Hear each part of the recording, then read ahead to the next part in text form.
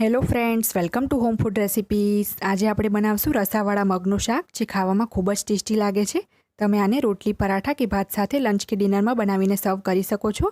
એને બનાવવું ખૂબ જ સરળ છે અને આ સબ્જી ખાવામાં ખૂબ જ હેલ્ધી પણ હોય છે. તો ચલો એને બનાવવા માટેની સામગ્રી જોઈ લઈએ. મગનું શાક બનાવવા માટે મેં અહીંયા અડધો કપ જેટલા મગ લીધા છે. આ લીલા મગ છે અને આ કાચા જ છે, પલાળેલા નથી. મેં આને 4 થી 5 વખત સારી રીતે ધોઈ લીધા છે. અને જો તમારે આને પલાળીને લેવા હોય તો તમે આને ગરમ પાણીમાં 1 કલાક પહેલાં અને નોર્મલ સાદા પાણીમાં 4 થી 5 કલાક પહેલાં પલાળી શકો છો, તો એ જલ્દી બોઇલ થઈ જશે. અત્યારે તો મેં એને કાચા જ મગ લીધા છે.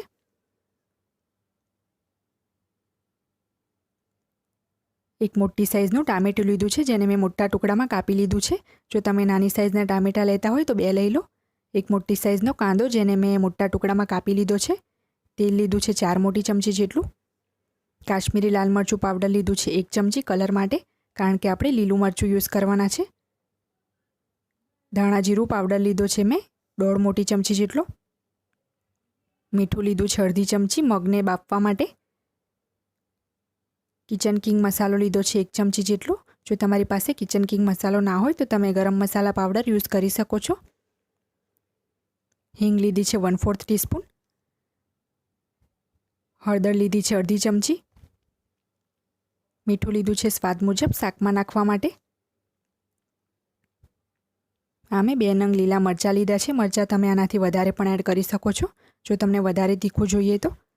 મીઠા લીમડાના પાન લીધા છે 5 થી 6. મેં 1/4 ઇંચનો આદુનો ટુકડો લઈ લીધો છે. આદુ વધારે યુઝ નથી કરવાનું, એકદમ નાનો 1/4 ઇંચનો ટુકડો છે. અને 7 કળી લસણની લીધી છે. ખાંડ લીધી છે અડધી ચમચી જેટલી. ઝીણા સમારેલા લીલા ધાણા 1 મોટી ચમચી. અડધા નંગ લીંબુનો રસ લીધો છે. જીરું લીધું છે 1/4 ટીસ્પૂન.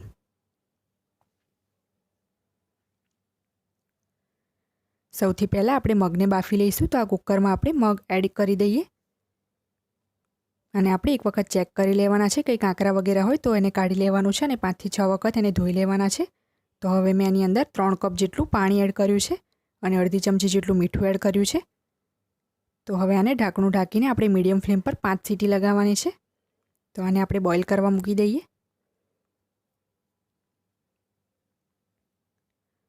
તમે જોઈ શકો છો કે મગ સરસ બોઇલ થઈ ગયા છે.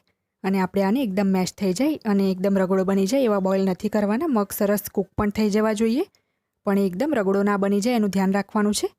તો તમે જોઈ શકો છો કે એનો દાણો પણ આપણને આખો દેખાય છે અને એ કૂક પણ થઈ ગયા છે સરસ. રગડો બિલકુલ નથી થયો.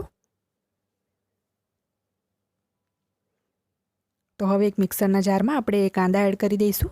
મોટા ટુકડામાં જ કાપવાના છે, કારણ કે આપણે આને પીસવાનું જ છે. ટામેટાં એડ કરી દઈએ.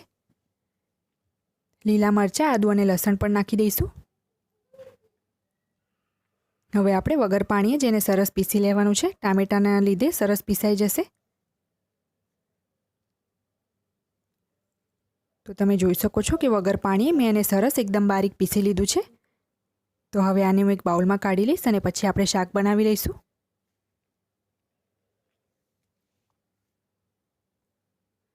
મેં ગેસ ઉપર એક પેન ગરમ કરવા મૂકી દીધું છે, જેમાં આપણે તેલ નાખી દઈએ.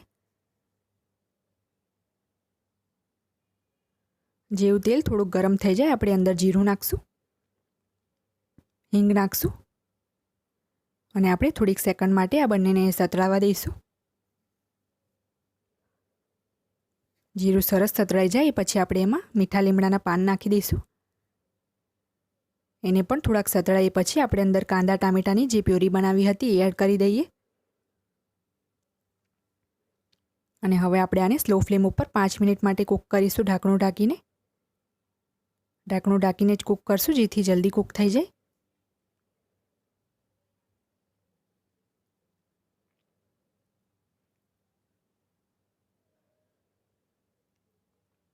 તમે જોઈ શકો છો સ્લો ટુ મીડિયમ ફ્લેમ પર મેં એને 5 થી 6 મિનિટ માટે કૂક કર્યું છે.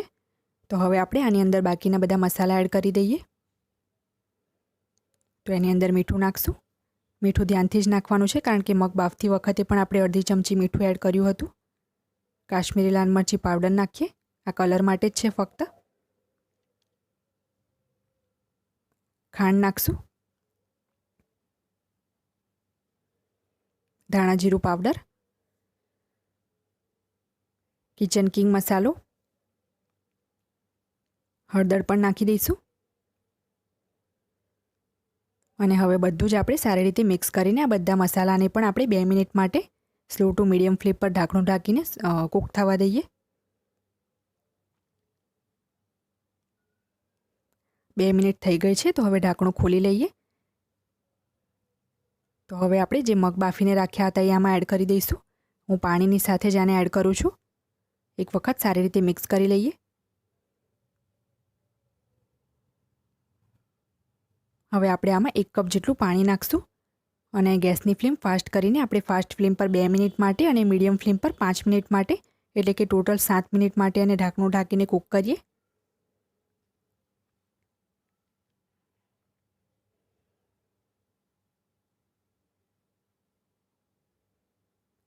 સાત મિનિટ કૂક કર્યા પછી હવે ઢાંકણું ખોલી લઈશું. વચ્ચે મેં એને 2 વખત મિક્સ કર્યું હતું જેથી નીચે ચોંટી ના જાય.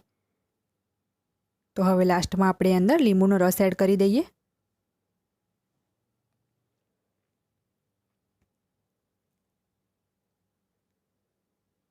ઝીણા સમારેલા લીલા ધાણા પણ નાખી દઈશું. સારી રીતે મિક્સ કરી લઈએ. હવે આપણું રસાવાળું મગનું શાક રેડી થઈ ગયું છે. તો આને આપણે એક પ્લેટમાં સર્વ કરી લઈએ. જો તમે આ શાક આ રીતે બનાવશો તો એ ખૂબ જ ટેસ્ટી લાગશે. તો તમે એક વખત આ રીતે ચોક્કસથી ટ્રાય કરો.